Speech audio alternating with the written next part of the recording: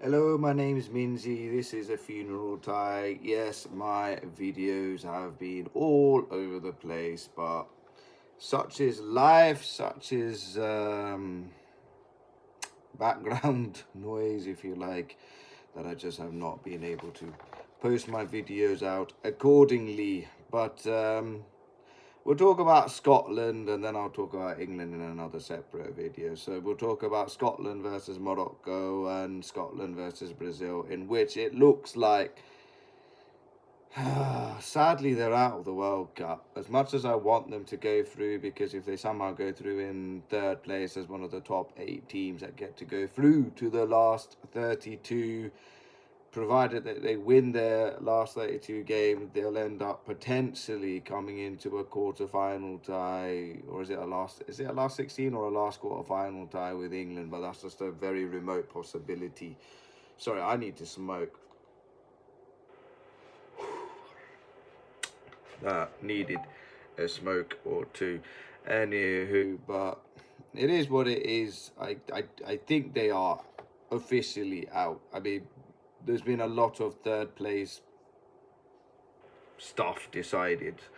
I think Scotland are now 10th, and there's only really 2 teams that can save them, but the permutations are completely wild. You need Austria to now thump the shit out of Algeria, and then you'll need, I think, Ghana later on tonight to thump the shit out of Croatia. It's all on Ghana and Austria now. If those two can do the business, fantastic. If they can't, then it is what it is, and it's not meant to be. But I don't know, some people have pointed out that, they should have gone off and dumped the shit out of Haiti, and in that way their losses to Morocco and Brazil would have been a lot less severe than what they're suffering right now. I don't agree with it, because it's not like Scotland are regulars in the World Cup. They're not regulars. Then it's like their first World Cup appearance since 1998, for these lots. So sorry, there's a little sweat coming off there. So it's they're not used to this. They're not used to this. I think against Haiti they did what they needed to do. They had to get a win of any kind. They got that. I said it was their second game against Morocco, which was the one that was going to determine whether they stay or whether they go. I know they're 7th in the world, and it's easier said than done to get any sort of result against Morocco, but it really was the game that was going to decide if they were going to stay or whether they were going to go. And I said that they cannot lose that game under any circumstances. Just carry that draw. And in the end, it all went just like in Brazil, and just like versus Brazil. Same thing happened against Morocco, but at least against Morocco they were still in the game. Against Brazil it all fell apart. First 60 seconds, they concede a goal through stupid defending. Diaz with the ball on the right, loops it over to Saibiri. Don't know why are you playing offside? Moroccan players are very quick. They just love breaking and counter-attacking pace and stuff like that. I don't know why. I don't know why Hanley tried to play offside. Saibiri still had a lot to do on the right side. He thumps a finish into the top left-hand corner. What a finish. And then you were really fearing for Scotland, because it was all Morocco in that game. Saibiri to, who was it? Is it Unahi?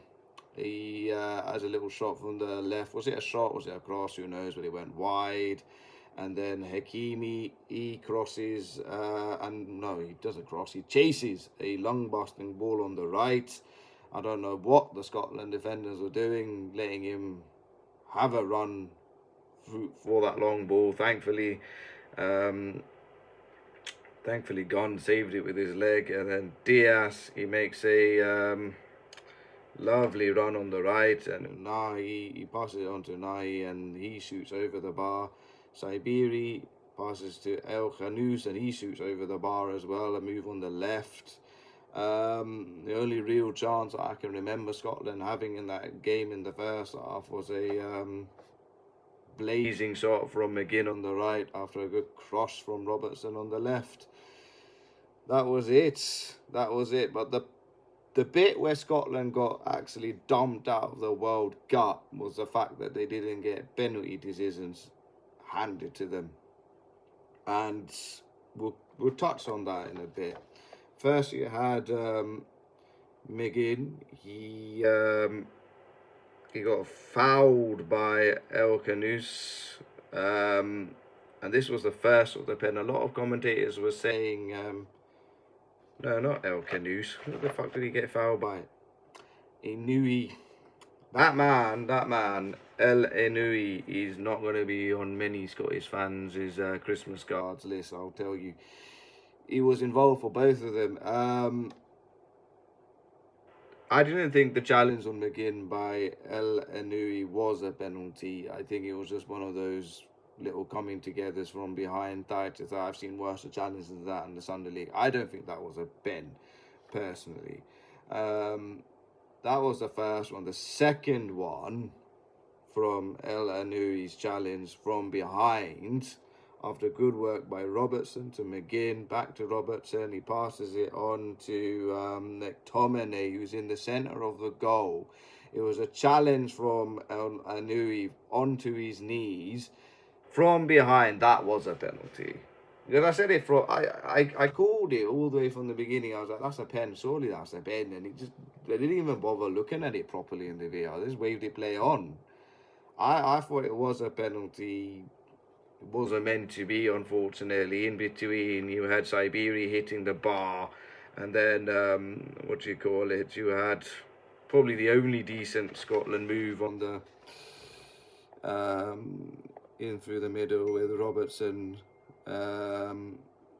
passed to McTominay, and then he passed it on to Christie in the middle. He kind of loops a shot over the bar, and then towards the end you had McTominay. He's on the right. His shot got deflected into the side netting. Initially thought it went in and was delighted, but obviously the wrong side of the post. And then you had the corner on the right, and Dykes was at the back stick, couldn't direct his header properly into the top left-hand corner. And that was Morocco 1, Scotland 0. I suppose the last time they played each other was back in 1998, and Morocco won 3-0. They battered them. Absolutely battered the crap out of them. This time was a little different. This time, those penalty decisions did not go their way. They only needed one. They didn't get it, and it wasn't meant to be. And I think that was the game that kicked them out. It wasn't the game against Brazil. Brazil was just more the cherry on the cake of why they're not going to be in the World Cup anymore, and they'll be sadly leaving at the group stage. But the game against Brazil, I don't know what to say. Similar mistakes in defence against Morocco. At least that time you're trying to attempt an offside, but this is just, it's schoolboy defending. I couldn't believe what I was seeing. First, Ryan wins the ball off McKenna. Why is he dilly-dallying, farting on the ball on the right side of the penalty, on the left side of the penalty box? He's passed to Vinny Jr. He rounds Gunn and he puts it into the back of an empty net. Nearly became 2-0 with the same sort of fucking mistake again.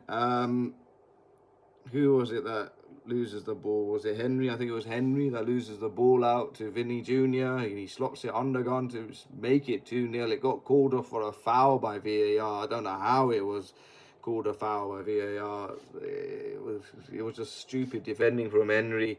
You thought you would have had a reprieve, but really I can't remember a Scottish chance in that half apart from McGinn's cross on the right. I don't know who got the header, but it just didn't go anywhere. Should have gone for goal. I don't know if you were trying to head it across for a tap in for somebody. I don't understand why you would do that.